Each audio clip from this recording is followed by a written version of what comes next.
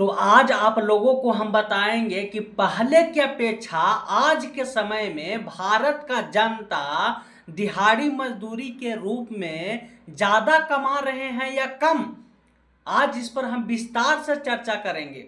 तो इसको समझने से पहले आपको थोड़ा रुपया के बारे में समझा देते हैं। तो जितना भी आरबीआई नोट छापता है वो सोना के बदले में ही छापता है और किसी भी चीज के बदले में नहीं छापता है, केवल सोना के बदले में ही छापता है। और वो भी पेपर करेंसी एक्ट 1882 और भारतीय सिक्का निर्माण 1906 के नियम के अनुसार ही छापता है, जिसमें 15 रुपया का एक मुहर होता है। एक मुहर यानी 1 तोला सोना। 1 तोला सोना में होता है 11.664 ग्राम गोल्ड। अगर 11.664 ग्राम गोल्ड में 15 से भाग दीजिएगा तो 1 रुपया का वैल्यू, 1 रुपया का मापक मूल्य आएगा 0.777 ग्राम गोल्ड। तो जितने भी आपके पास में बैंक नोट है तो समझो उसके बदले में आपका सोना रखा हुआ है बैंक में। अब असली खेला को समझिए। और कुछ लोग बोलेंगे कि अब नोट छापने के लिए सोना रखने की जरूरत नहीं होता, तो उसको बता दीजिएगा कि नोट पर जो गवर्नर का वचन खंड दिया हुआ रहता है वो दिया हुआ रहता है, क्यों लिखा हुआ रहता है। तो वो सब उलूल जुलूल बातें करेगा, तो उसके बातों में नहीं आना है। आज भी गोल्ड रखा जाता है, आज भी अगर नोट छपता है तो सोना के बदले में ही छपता है, और वो भी पेपर करेंसी एक्ट 1882 और भारतीय सिक्का निर्माण 1906 के नियम के ही अनुसार छपता है।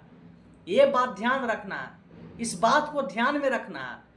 तो अब लूट की कहानी सुनिए। तो 1965 में एक दिन का दिहाड़ी मजदूरी औसतन 2 रुपया था, और अभी के समय में 2025 में एक दिन का दिहाड़ी मजदूरी 400 रुपया है। तो 1965 में एक दिन का दिहाड़ी मजदूरी 2 रुपया था, तो एक महीना का दिहाड़ी मजदूरी कितना हुआ? 60 रुपया।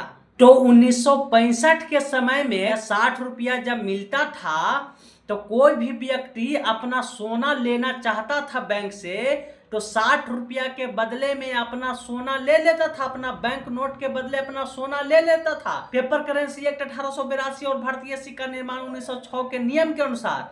और बैंक दे भी देता था, और नोट पर साफ साफ लिखा हुआ भी रहता था, I promise to pay the builder on demand the sum of, जितना रुपया का नोट रहता था उतना रुपया at any office of issue. तो जो भी व्यक्ति का पहले मर्जी होता था अपना नोट के बदले सोना लेने के लिए, वो व्यक्ति बैंक में जाकर अपना सोना ले लेता था और बैंक नियम के अनुसार दे देता था। जब 1965 के समय में जब जनता जब 1 रुपया बैंक को देता था, तब बैंक उसके बदले में 777 मिलीग्राम सोना जनता को दे देता था 1965 के समय में, या उससे पहले जितना कहिए उसके समय में। तो 60 रुपया के बैंक नोट के बदले 46.62 ग्राम सोना ले लेता था जनता, और बैंक दे भी देता था। तो उस समय जनता जब 2 रुपया कमाता था एक दिन में और महीना में कमाता था 60 रुपया, तो 60 रुपया के बदले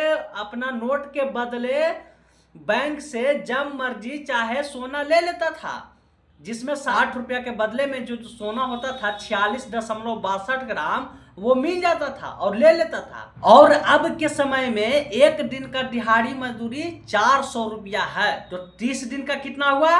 12,000 रुपया। तो एक महीने का दिहाड़ी मजदूरी कितना हुआ आपके समय में? 12,000 रुपया।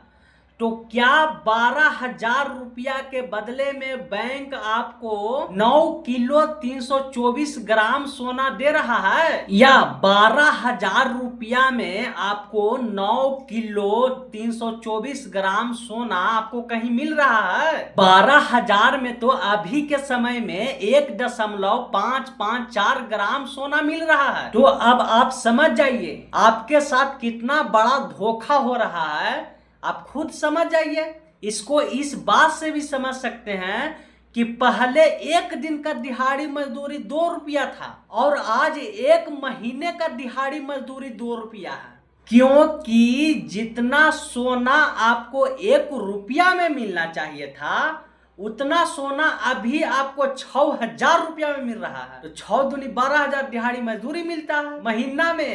महीना में 2 रुपया। अगर वैध मुद्रा की बात की जाए तो उस समय वैध मुद्रा एक दिन का दिहाड़ी मजदूरी 2 रुपया था। उस समय का वैध मुद्रा एक दिन में लोग 2 रुपया कमाते थे, और आज के समय में एक महीना में 2 रुपया कमा रहे हो वैध मुद्रा की बात की जाए तो। यही बात प्रत्येक सामान पर कैलकुलेशन कर सकते हैं, यही बात हर एक जगह बैठाना है, क्योंकि नोट छपता ही है सोना के बदले में। कोई भी नोट अगर छपा हुआ है ना, वो समझो कि सोना के बदले में ही छपा है, सोना उसके बदले में रखा है जो छपा है। तो अब इस बात से अंदाजा लगा लीजिए कि आपके साथ कितना बड़ा लूट हो रहा है।